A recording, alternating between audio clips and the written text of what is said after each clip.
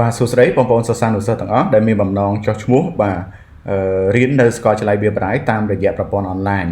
បាទអញ្ចឹងវីដេអូមុនគឺលោកគ្រូបានបង្ហាញរួចមកហើយគឺនីតិវិធីក្នុងការចុះឈ្មោះបាទចូលរៀននៅសាកលវិទ្យាល័យវាលបរាយតាមរយៈអនឡាញដែលប្រើប្រាស់ app របស់ BBU យើងហៅថា BBU app របស់យើង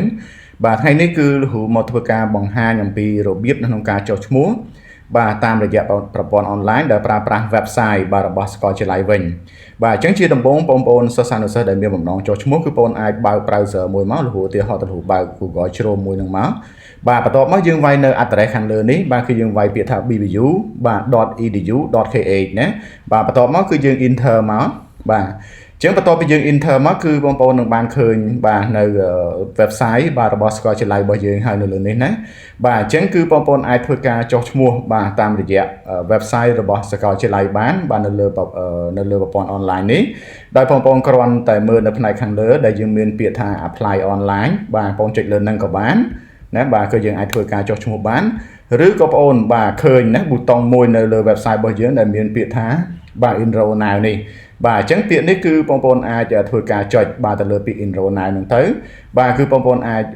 ចូលទៅក្នុង application form ដើម្បីធ្វើការចុះឈ្មោះតាមប្រព័ន្ធ online បានដូចគ្នាបាទអញ្ចឹងលោកគ្រូចុចលើពាក្យហ្នឹងមក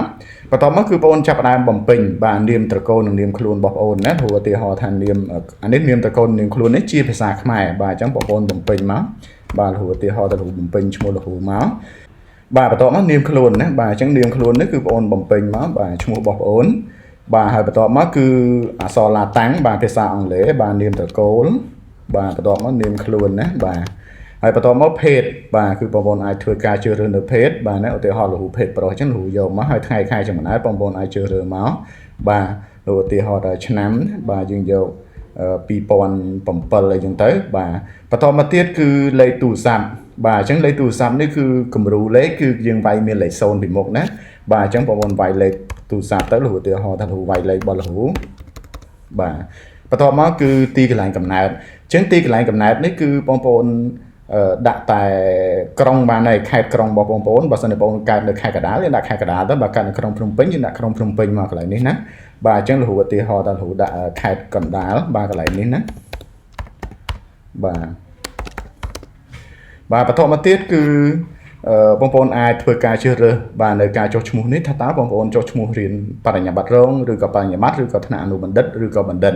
បាទអញ្ចឹងបងប្អូនអាចធ្វើការជ្រើសរើសណាបាទអញ្ចឹងលោកឧទាហរណ៍ដល់លោកជ្រើសរើស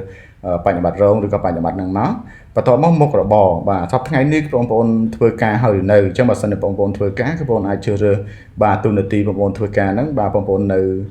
ធ្វើការជាបុគ្គលិកក្រុមហ៊ុនឬក៏បាទជាមន្ត្រីរាជការផ្សេងៗគឺបងប្អូនអាចធ្វើការជ្រើសរើសបានតែបើសិនជាបងប្អូនមិនទាន់មានការងារធ្វើទេបងប្អូនអាចជ្រើសរើសពាក្យថានិស្សិតណាកន្លែងនេះបាទអញ្ចឹងគឺលោកជ្រើសរើសនិស្សិតមកបាទអញ្ចឹងកន្លែងនេះគឺជាឈ្មោះវិទ្យាល័យបាទជាភាសាខ្មែរអញ្ចឹងបងប្អូនវាយឈ្មោះវិទ្យាល័យបងប្អូនជាភាសាខ្មែរបងប្អូនរៀននៅវិទ្យាល័យណាគឺបងប្អូនវាយឈ្មោះវិទ្យាល័យហ្នឹងណាបាទហើយឆ្នាំណាឆ្នាំបញ្ចប់នៅវិទ្យាល័យបាទអញ្ចឹងឆ្នាំនេះបងបញ្ចប់នៅឆ្នាំណាគឺបងវាយឆ្នាំហ្នឹងតែម្ដងបាទឧទាហរណ៍លោកចប់នៅឆ្នាំ2025ហ្នឹងបាទអញ្ចឹងកន្លែងនេះគឺឈ្មោះឪពុកជាភាសាខ្មែរបាទអញ្ចឹងលោកដាក់ឈ្មោះជាភាសាខ្មែរមកបាទអញ្ចឹងកន្លែងនេះគឺបងប្អូនត្រូវបំពេញលេខទូរស័ព្ទរបស់ឪពុកប្អូនបាទអញ្ចឹងលោកឧទាហរណ៍ថាលេខគាត់លេខ015អីចឹងទៅលោកឧទាហរណ៍នេះលេខរបស់លោកទេបាទណាបាទបន្តមកទៅគឺឈ្មោះម្ដាយរបស់ប្អូនបាទអញ្ចឹងបងប្អូនដាក់ឈ្មោះម្ដាយរបស់ប្អូនមកបាទម្ដាយរបស់ប្អូនឈ្មោះអីគឺបងប្អូនដាក់ឈ្មោះហ្នឹងណាបាទ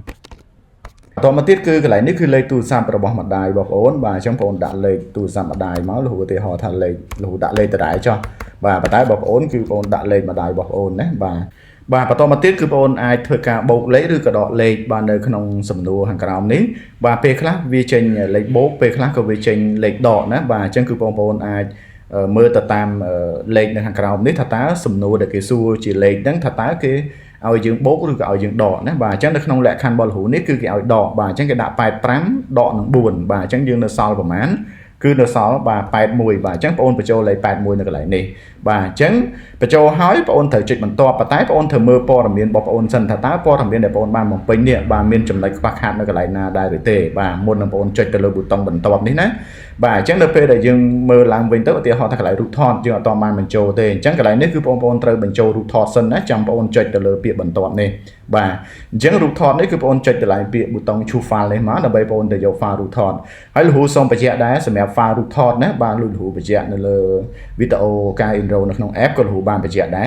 បាទរូបថតគឺมันអនុញ្ញាតឲ្យបងប្អូនដាក់ឈ្មោះបងប្អូនដោយមាន underscore ឬក៏មានសញ្ញា dot ទេណាបាទអញ្ចឹងគឺបងប្អូនអាច rename ឈ្មោះដោយបងលោកគ្រូអញ្ចឹងបើថាឈ្មោះយើងដាក់ទាំងនាមតកោទាំងនាមខ្លួនប៉ុន្តែធ្វើម៉េចកុំឲ្យមាន underscore ឬក៏សញ្ញា dot បាទអញ្ចឹងគឺអត់បានទេបើសិនតែឈ្មោះរបស់យើងមាន underscore ឬក៏សញ្ញា dot អាហ្នឹងគឺអត់បានទេឬក៏បាទសញ្ញា dot អីហ្នឹងក៏អត់បានដែរណាបាទអញ្ចឹងឈ្មោះគឺត្រូវឲ្យrename ដាក់ឲ្យដូចលហ៊ូអញ្ចឹងមិនថាយើងដក clear ធម្មតាបានប៉ុន្តែកុំឲ្យមាននិមិត្តសញ្ញា dot ឬក៏ underscore ឬក៏សញ្ញា dot ណាបាទអញ្ចឹងបន្តមកយើងចុចលើ open មកបាទពេលនោះរូបថតរបស់យើងនឹងធ្លាក់ចូលក្នុងប្រឡោះនេះហើយចំណុចខាងក្រោមទៀតដោយសារយើងមិនទាន់បានជ្រើសរើសបាននៅកន្លែងជ្រើសរើសបាទប្រភេទនិស្សិតអញ្ចឹងនៅក្នុងនេះបើសិនជាបងអូនជានិស្សិតខាងវិទ្យាសាស្ត្របងអូនយកវិទ្យាសាស្ត្របើសិនជាបងអូនជានិស្សិតខាងវិទ្យាសាស្ត្រសង្គមគឺបងអូនយកសង្គមណាឧទាហរណ៍ថាឥឡូវគ្រូយកវិទ្យាសាស្ត្របាទឬក៏បងប្អូនខ្លះជាសាមញ្ញនិស្សិតជាអីហ្នឹងគឺបងប្អូនអាចជ្រើសរើសទៅតាមលក្ខខណ្ឌហ្នឹងណាអញ្ចឹងលោកឧទាហរណ៍លោកយកវិទ្យាសាស្ត្រមកបាទបន្ទាប់មកគឺយើងបំពេញរួចអស់ហើយចាំយើងចុចទៅលើប៊ូតុងបន្ទាប់ណាបាទអញ្ចឹងយើងចុចទៅលើប៊ូតុងបន្ទាប់មកបាទនៅក្នុងចំណុចនេះគឺយើងត្រូវជ្រើសរើសសាខាណាបាទអញ្ចឹងបងប្អូនអាចជ្រើសរើសសាខាមកតើបងប្អូនចង់ចុះឈ្មោះរៀននៅសាខាមួយណារបស់សាកលវិទ្យាល័យ BA បរាយព្រោះ BA បរាយរបស់យើងគឺមានសាខារហូតដល់9ណាបាទ9សាខាទាំងនៅរាជធានីភ្នំពេញមួយហើយយើងមានសាខាខេត្តសៀមរាបមានសាខាខេត្តបាត់ដំបងបន្ទាយមានជ័យបរសៃអនុរតនគិរីតាកែវស្ទឹងត្រែងនិងខេត្តត្បូងឃ្មុំណាបាទអញ្ចឹងបងប្អូនចង់ចុះឈ្មោះរៀននៅសាខាមួយណាបងប្អូនអាចជ្រើសរើសសាខាមកឧទាហរណ៍ថាលោកគ្រូជ្រើសរើសនៅសាខាភ្នំពេញបាទអញ្ចឹងលោកគ្រូយករាជធានីភ្នំពេញមកបន្ទាប់មកកម្រិតសិក្សាតើបងប្អូនចុះឈ្មោះហ្នឹងបងប្អូនចង់រៀនខាងបរិញ្ញាបត្ររងឬក៏បរិញ្ញាបត្រឬក៏បរិញ្ញាបត្រជាន់ខ្ពស់ឬក៏ថ្នាក់បណ្ឌិតបាទអញ្ចឹងបងប្អូនស្រឡាញ់នៅកម្រិតមួយណាគឺបងប្អូនអាចជ្រើសរើសកម្រិតនៅក្នុងការសិក្សារបស់យើងណាអញ្ចឹងលោកគ្រូឧទាហរណ៍ថាលោកគ្រូយកកម្រិតបរិញ្ញាបត្រមកហើយមហាវិទ្យាល័យអញ្ចឹងបងប្អូនចុះឈ្មោះរៀនហ្នឹងថាតើបងប្អូនរៀននៅមហាវិទ្យាល័យមួយណាបាទអញ្ចឹងមហាវិទ្យាល័យនៅសាកលវិទ្យាល័យរបស់យើងគឺយើងមានរហូតដល់8មហាវិទ្យាល័យបាទអញ្ចឹងបងប្អូនស្រឡាញ់នៅមហាវិទ្យាល័យមួយណាគឺបងប្អូនអាចធ្វើការជ្រើសរើសបាទនៅមហាវិទ្យាល័យដែលបងពេញចិត្តឧទាហរណ៍ថាលោកគ្រូស្រឡាញ់នៅមហាវិទ្យាល័យវិទ្យាសាស្ត្រនិងបច្ចេកវិទ្យាបាទលោកគ្រូជ្រើសរើសមហាវិទ្យាល័យមកបន្ទាប់មកជំនាញឯកទេសបាទថាតើបងប្អូនរៀនជំនាញអីបាទនៅក្នុងមហាវិទ្យាល័យវិទ្យាសាស្ត្រនិងបច្ចេកវិទ្យាគឺយើងមាន3ជំនាញគឺយើងមានបរិញ្ញាបត្របាទជំនាញបច្ចេកវិទ្យាព័ត៌មានយើងមានបរិញ្ញាបត្របាទជំនាញវិទ្យាសាស្ត្រទិន្នន័យនិងវិស្វកម្មបញ្ញាសិប្បនិម្មិតហើយយើងមានជំនាញមួយទៀតគឺជំនាញបាទរចនាប្រព័ន្ធផ្សព្វផ្សាយ Digital អញ្ចឹងបងប្អូនស្រឡាញ់នៅជំនាញមួយណាគឺបងប្អូនអាចជ្រើសរើសជំនាញមួយហ្នឹងឧទាហរណ៍ថាលោកគ្រូស្រឡាញ់នៅជំនាញបរិញ្ញាបត្រវិទ្យាសាស្ត្រជំនាញបច្ចេកវិទ្យាព័ត៌មានគឺលោកគ្រូយកបច្ចេកវិទ្យាព័ត៌មានណាបន្ទាប់មកម៉ោងសិក្សាបាទម៉ោងសិក្សាគឺបងប្អូនអាចធ្វើការជ្រើសរើសបានបាទទៅលើម៉ោងសិក្សារបស់យើងនេះដោយម៉ោងសិក្សារបស់យើងនេះគឺយើងមាន4វេនដែលពេលព្រឹកបាទគឺយើងសិក្សាពីម៉ោង7កន្លះរហូតដល់ម៉ោង10កន្លះហើយពេលរសៀលបាទគឺយើងសិក្សាពីម៉ោង2រហូតដល់ម៉ោង5ល្ងាចហើយពេលយប់បាទគឺយើងសិក្សាពីម៉ោង5កន្លះរហូតដល់ម៉ោង8កន្លះយប់ហើយនឹងយើងមានវេនថ្ងៃសៅរ៍អាទិត្យមួយទៀតណាបាទអញ្ចឹងបងប្អូនឆ្លាញ់វេនមួយណាគឺបងប្អូនអាចជ្រើសរើសវេនសិក្សារបស់យើងឧទាហរណ៍តែលោកយកពេលព្រឹកមកបន្តមកទៀតគឺបងប្អូនអាចធ្វើការជ្រើសរើសបាននៅតម្លៃសិក្សាសម្រាប់ធ្វើការបង់បាទអញ្ចឹងតម្លៃសិក្សានេះបងប្អូនចង់បង់1ឆ្នាំក៏បាន1ឆមាសក៏បានណាបាទអញ្ចឹងស្រេចតែបងប្អូនបងប្អូនចង់បង់1ឆ្នាំយក1ឆ្នាំទៅបាទបងប្អូនចង់បង់1ឆមាសបងប្អូនយក1ឆមាសមកណាអញ្ចឹងលោកឧទាហរណ៍ថានៅក្នុងលក្ខខណ្ឌនេះលោកជ្រើសរើសយកបង់1ឆមាសចោះបាទអញ្ចឹងបន្ទាប់មកយើងចុចទៅលើប៊ូតុងបន្ទាប់ណាបាទអញ្ចឹងនៅពេលដែលយើងចុចលើប៊ូតុងបន្ទាប់នៅកន្លែងនេះគឺវាតម្រូវឲ្យយើងធ្វើការផ្ទៀងផ្ទាត់នៅព័ត៌មានដែលយើងបានបំពេញបាទតើព័ត៌មានដែលបងប្អូនបានបំពេញហ្នឹងគឺវាត្រឹមត្រូវហើយឬនៅបាទទី1ឈ្មោះជាភាសាខ្មែរបងប្អូនផ្ទៀងផ្ទាត់ផងប្រយ័ត្នខុសបាទឈ្មោះជាភាសាឡាតាំងភេទថ្ងៃខែឆ្នាំកំណើតណាបាទលេខទូរស័ព្ទរបស់យើងហើយកន្លែង highlight លឿងនេះលោកគ្រូសូមបញ្ជាក់ដែរកន្លែងនេះបើសិនបងប្អូន register រួចហើយបងប្អូនចង់ logទៅមើលព័ត៌មានរបស់យើងវិញណាគឺបងប្រើប្រាស់ username គឺលេខទូរស័ព្ទរបស់យើងហើយពាក្យសម្ងាត់គឺពាក្យសម្ងាត់ដែលគេបាន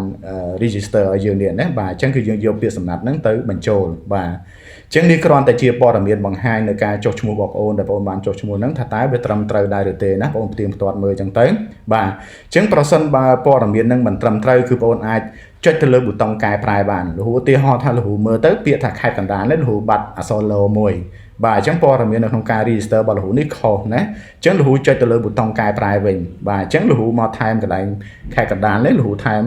បាទអក្សរ low មួយមកណាបាទអញ្ចឹងបន្ទាប់មកយើងអាចកែប្រែរួចហើយបាទយើងអាចទៅបាទទូទាត់ថ្លៃសិក្សាតែម្ដងណាបាទអញ្ចឹងយើងចូលទៅដល់ចុចលើប៊ូតុងទូទាត់តែម្ដងបាទអញ្ចឹងបងប្អូនជឿរើសការបង់ថ្លៃសិក្សាសម្រាប់មួយឆមាសគឺតម្លៃប៉ុណ្ណឹងបាទអញ្ចឹងយើងជឿរើសបាទធនាគារនៅក្នុងការបង់បងប្អូនចង់បង់តាមធនាគារមួយណាបាទ PPCB ឬក៏ ACDA ណាបាទអញ្ចឹងបន្ទាប់ពីយើងបានធ្វើការ scan បាទបង់ថ្លៃសិក្សារួចហើយគឺបងប្អូនអាច capture នៅប្រតិបត្តិការដែលបងប្អូនបានធ្វើការបង់ហើយយើងចុចលើប៊ូតុង choose file នេះដើម្បីយកប្រតិបត្តិការហ្នឹងមកដាក់ណាឬឧទាហរណ៍ដល់ចុចទៅលើប៊ូតុងហ្នឹងមកបាទនេះគឺជាប្រតិបត្តិការដែលលោកបានបង់បាទអញ្ចឹងលោក open មកបាទអញ្ចឹងគឺយើងបាន upload នៅប្រតិបត្តិការដែលយើងបាន capture បាទយកមកដាក់នៅក្នុង application form ហ្នឹងរួចហើយបាទបងប្អូនអាចធ្វើការ note ចំណាំនៅកន្លែងនេះណាគឺបងប្អូនអាចដាក់ពាក្យថាបងរួចអីចឹងទៅណាបាទអញ្ចឹងយើង note រួចហើយយើងចុចទៅលើពាក្យថាដាក់ស្នើបាទអញ្ចឹងនៅពេលដែលយើងបាន note អស់ហើយយើងបានបងរួចហើយបងប្អូនដាក់ស្នើទៅបាទបន្ទាប់មកយើងនឹងឃើញនិមិត្តសញ្ញា tick របៀបនេះបាទន័យថាការចុះឈ្មោះរបស់បងប្អូនគឺទទួលបានជោគជ័យហើយណាបាទអញ្ចឹងកន្លែងនេះគឺបងប្អូនអាចដាក់ថាទៅគេហទំព័រដើមវិញក៏បានដែរយើងចុចលើនឹងទៅ